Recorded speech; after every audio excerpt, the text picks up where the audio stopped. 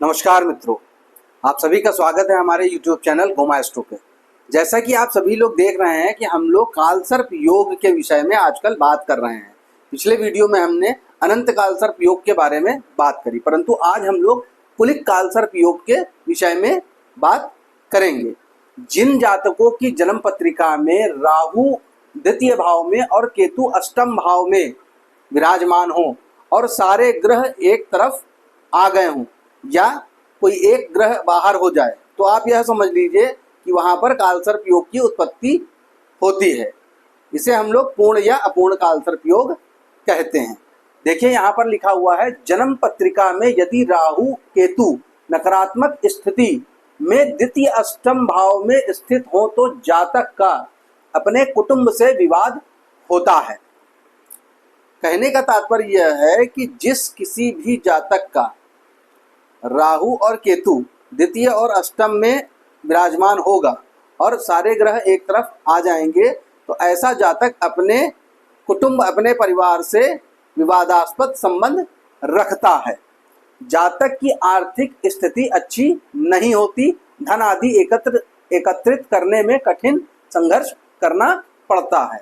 देखिए, द्वितीय भाव धन स्थान है। धन स्थान में राहु की स्थिति धन अभाव देती है और धन को एकत्रित करने में काफी संघर्ष करना पड़ता है। कमाई कम तथा खर्चा अधिक होता है। हम ये कह सकते हैं कि जातक अगर 10,000 रुपये कमा रहा है तो उसका खर्चा कम से कम 15,000 रुपये का होगा। मतलब कमाई कम होती है और खर्च ज़्यादा हो सकता है। अगर हम यह कहें कि आमदनी अठन्नी और खर्चा रुपया वाली स्थिति होती है। जातक की पैतृक संपत्ति ना के बराबर होती है या उसे नहीं मिलती है। यदि जातक अधिक प्रयास करता है तो मुकदमे आदि करने के पश्चात संपत्ति प्राप्त होती है, परंतु उसका उपयोग वह अपने जीवन में नहीं कर पाता है।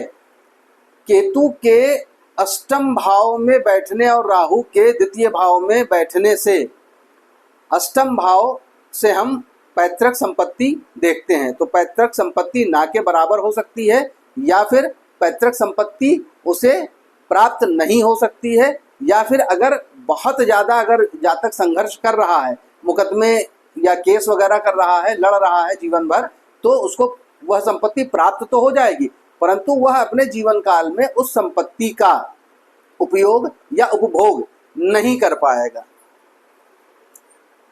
ऐसे जातक की कथनी और करनी में अंतर होता है। देखिए, यहाँ साफ साफ शब्दों में लिखा हुआ है कि ऐसे जातक की करनी और कथनी में या कथनी और करनी में अंतर होता है। क्यों? क्योंकि द्वितीय भाव वाणी का भी माना जाता है, तो जातक कहता कुछ और है और करता कुछ और है। परिवार का विघटन, धनाभाव तथा अपयश उसे जीवन में उपहार स्वरूप मिलता है। जन्मजात परिवार का विघटन, धनाभाव और अपयश ऐसे जातक को उपहार स्वरूप प्राप्त होता है। जातक की वाणी अप्रिय तथा कर्कश होती है। वहीं सकारात्मक स्थिति में यह योग जातक को अचानक धन लाभ, सट्टा, लॉटरी, स्टॉक मार्केट अथवा अन्य माध्यम से धन लाभ दिलाता है। देखिए, नकारात्मक स्थिति तो खराब फल देती है, परंतु यदि अगर यह सकारात्मक स्थिति में आ जाए, मतलब कुलिक कालसर्प योग जो है अगर वह सकारात्मक है तो वह जातक को अचानक धन लाभ कराता है। कभी कभी देखा गया है कि लॉटरी से, रेस से, सट्टे से या स्टॉक मार्केट से या अन्य माध्यमों से भी वह अचानक धन लाभ कराता है। ऐसे जातक में विशेष भाषण शक्ति होती है। जातक अपनी वाणी से सबको प्रेरित करता है तथा विदेश यात्रा अवश्य होती है। अगर सकारात्मक कालसर्प योग बना हुआ है तो ऐसे जातक की वाणी जो है वह बहुत ही अच्छी होगी, उसकी भाषण शक्ति में बहुत ही आकर्षण होगा और वह अपनी बातों से लोगों को प्रेरित करेगा, और ऐसा जातक विदेश यात्रा भी करता है।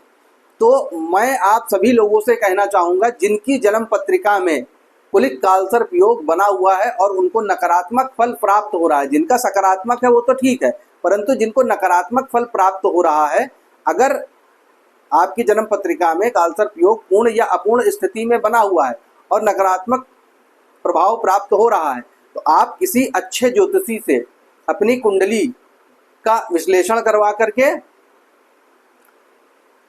कालसर्प योग का उपाय और निवारण करें, ताकि आपके जीवन में यह दुष्प्रभाव कम हो सके। अगर आप हमसे अपनी जन्म पत्रिका का विश्लेषण करवाना चाहते हैं या कालसर्प योग का उपाय करवाना चाहते हैं, तो आप हमारे चैनल को सब्सक्राइब करिए और हमारे चैनल पर जाकर के आप हमारा नंबर निकाल सकते हैं। वैसे मैं यहाँ पर भी आपको अपना नंबर बता दे रहा हूँ, 9305761231।